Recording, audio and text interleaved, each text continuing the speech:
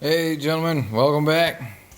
Today we're going to do a little video on a four-wheeler that I have had since 2009. It's a 2006 Polaris Hawkeye 300. This four-wheeler has been with me for a long time. Had it right out of high school, and have taken it with me and rode it ever since. Wanted to do a little review on it today and just tell y'all about it, and that way if you're looking to buy one of these, you can maybe determine for yourself whether or not you'd like to have one, or different things you might want to do to a Hawkeye that you got. So starting off, like I said, it's a 2006. Let's see here. It's got 280 hours and 1,700 miles on it, almost 1,800 miles on it. Been a decent four-wheeler. I myself am 6'2" and weigh about 200 pounds. So it's a little small for me. I've got a new four-wheeler coming, hopefully, and this one I just got done kind of overhauling it for my wife to ride, and it's going to be a perfect size four-wheeler for her. She's about 5'2" and about 110 pounds. So it's a perfect size four-wheeler for her. With both me and her on it, it's pretty sluggish, especially with the tires that are on it. I got a set of 25-inch pit bull growlers that are on it, and they're good tires. I do a little bit of mud riding with it, and they clean decently with my fat ass on it. It doesn't have enough oomph to spin them if you're in real thick stuff. It'll spin them, but not enough to clear them out. But once you get with her on it, though, when she rides it, it's got plenty of ass where, she's about 100 pounds lighter than I am. So it works well for her.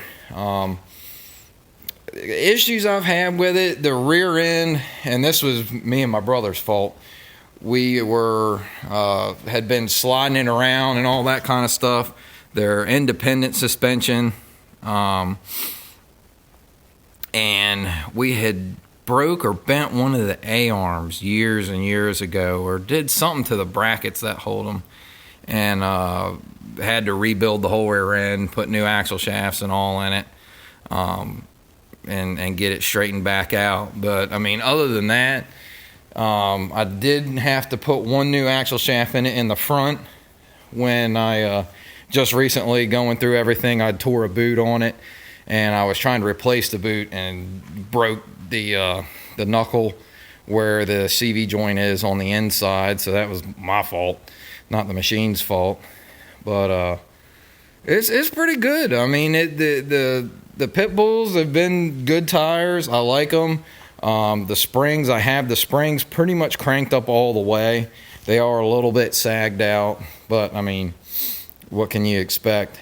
The brakes have been good. It's only got 1,700 miles on it, but let me see here. I'll show you the old brakes because I put all new brakes on it all the way around, and this was the best set off of the front.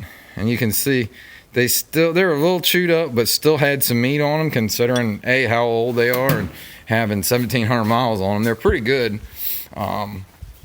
But we just got done. I put a little receiver on the back, a little tow bar on the back, and got done putting a 2,500 pound winch mounted up in the front, and putting new brakes on it, did oil change, all that good stuff. I've never had any problems with it getting water and oil. It's done really well with the diff staying dry. All the diff seals are still good. It's been rode in the mud, not as heavy as a lot of guys will do it, but it's I had it pretty clean. But up underneath there you can see we've had it in the mud and stuff like that, not like some guys over the handlebars and all that mess. But it's pretty easy to service everything on it. One thing I will say, be careful with the airbox. I did have to put a new one of these on, the new lid. These little tabs down here, like the brake and all that good shit. So I had to replace that stuff because it wouldn't want to seal right. You could hear it vibrating underneath the seat. But I mean, considering what the four-wheeler is, if you got somebody that's small, you know, it's a perfect four-wheeler for them. It ain't gonna go, it goes about 45, 46 mile an hour, somewhere in that neighborhood, which it probably goes a little bit faster than that since it's got the 25s on it. Originally these came with 22s, and the 25s are a big help, and it gives it plenty of ground clearance considering, you know, the size of the machine. I mean, it's you know, for being pretty much bone stock, it's got pretty good ground clearance. But it's a good little four-wheeler. The pit bulls with me and her on it, it was destroying. They were chewing through the back side of the footwell. So I put new metal in there, got that all sealed or covered up, so that way it's not chewing the backside of her heels. But the boxes in the front, they stay remarkably dry. I was really impressed with how dry these have stayed. They're pretty waterproof. I've never really had any issues with water getting in these, and I have had it over the hood with water, and it's never been wet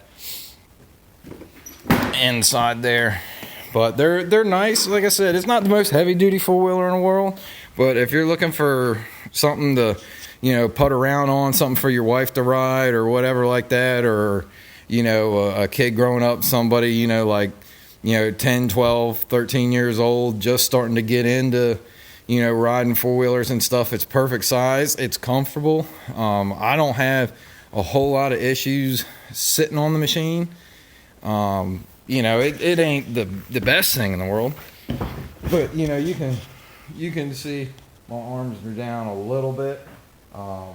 It's a little short for me, but, you know, my wife and I can both ride the thing together. We've done it for years now, and I like it. I mean, it ain't the heaviest duty thing in the world, but, you know, it's held up well. And like I said, I've had it since 2009, and it's 2020, so, you know, that's what 11 years.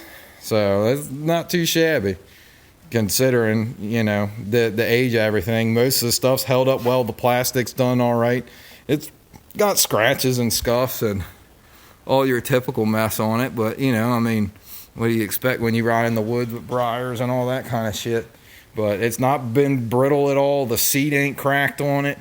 It stayed inside for most of its life since we've owned it. The people that had it before us, I think it sat outside with them, but with us, it stayed inside. But it's been a good quad. So if you're looking for one, there's some info on it. There's not a whole lot of aftermarket support for them. You can get like little 1-inch lifts and 2-inch lifts for them, but they are the CV axles and all that. This was Polaris. This was like the first time they attempted to do independent on the smaller machines, and they really undersized a lot of the components. So if you're going to get one and plan on getting stupid with it or putting great big paddle tires on it, A, it's not going to have the power to turn it, and B, you know, it just ain't built for that. So if you're looking for something to kind of go trail riding on, hit a little bit of mud with it, and, you know, just have fun and something to zip around on if you're a smaller person, it's a great four-wheeler. If not, you know, time to find something bigger. Hope you all have a good one. Catch you later.